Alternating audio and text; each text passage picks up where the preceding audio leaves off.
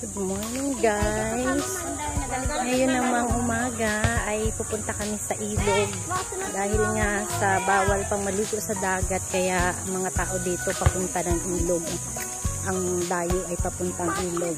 Dito pa rin po kami sa Kalima. Dito kami natulog sa pamangkin ko para nga maaga kaming makaligo sa ilog. Dahil maraming bakasyonista rin dito na lahat ay papunta ng ilog, kaya aagahan din namin. Doon na kami magluluto. Ito rin yung sa ilog, Juby, na pupuntahan natin. Ito kadugtong. Ito. Ayan. Ang sarap pa rin talaga ng buhay probinsya. O, sa ilog pa rin naglalaba. May naglalaba pa rin sa ilog. Ayan. Din kaganda yung probinsya ng pamangkin ko, yung lugar nila sa Kalima.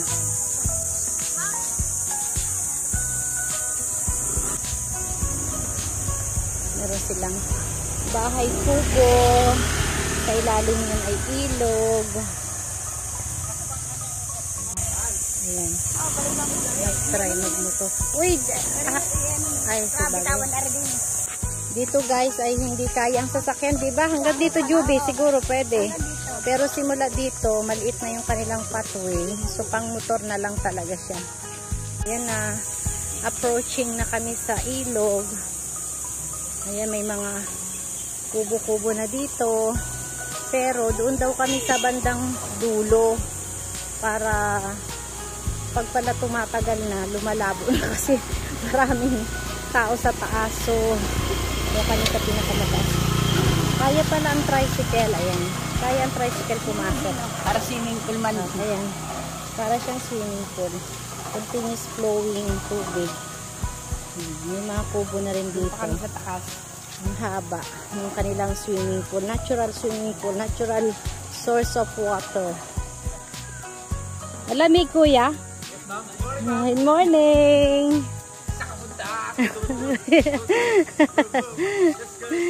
Enjoy.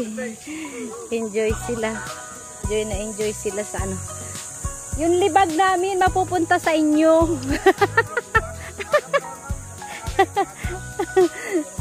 Kahapon daw is 500 person yung pumunta dito. Talaga ito yung mga tinatao ngayon dahil nga ng lahat ng dagat dito sa Pola ay pinagbawal paliguan. Kahit yung oil naman ay hindi na masyadong visible, pero pinagbawal pa rin ng ano ng Pola. Kaya ayun, lahat ng tao na gustong mag-swimming sa ilog na lang muna. Ito, another ano naman, swimming pool. May mga kubo-kubo rin, pero siguro medyo mababa, kaya walang masyadong ganong nag-swimming dito sa area na to. Taniman ng sitaw. Sitaw to, Jobe, diba? Sitaw. Ayan. Ayan. Ayun nga, no. May bunga na pala yun. Bibili tayo, adobo natin. Ah, hindi pa po pwede yan i-harvest? 4 na araw. Ah, pag na-sprayan, sayang, ano? Pag-uhod pa na, mabuti kasi. Oo, dapat pala nakapag-ano tayo kahapon. Kaya nga dapat oo nga, nakapagsabi ka ano na yan eh? Ayun. So, hindi siya pwede i-harvest today dahil nag-spray siya.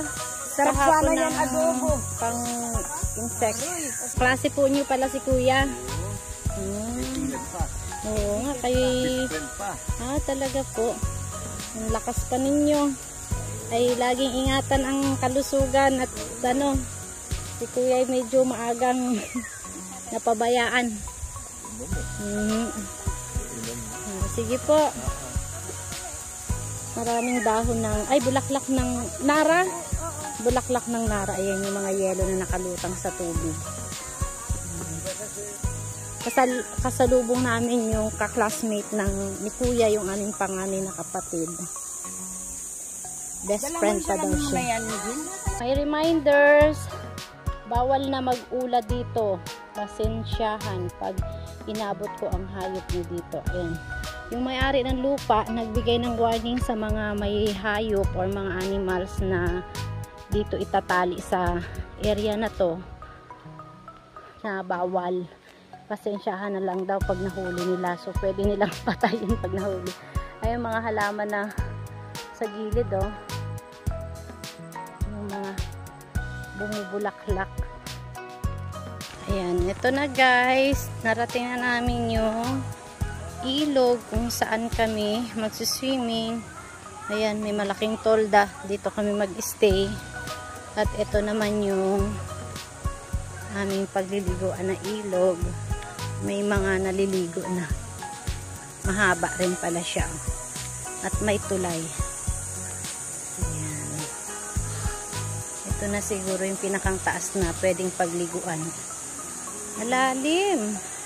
At malinis ang tubig. Ayan o.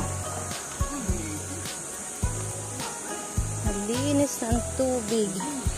Ayun si Bea at si Raprap sa baba. Malalim. Malalim din siya.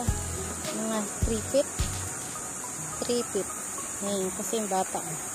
Yung binatilyo matangkad yun. So, mga 3 feet. Pero mukhang malamig yun siya.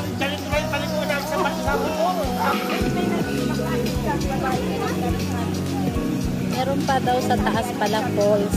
Pero kailangan pang maglakad ng less than an hour. Ha?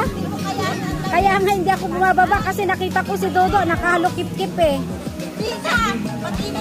Kaya nga, ayaw ko. Muna, pag pauwi na ako, baliligo. Gaano kalalim? O, tinan nyo, lahat kayo nakahalukip-kip. Kaya nung pagkita ko nakahalukip-kip, ay, hindi ko kaya ang lamig.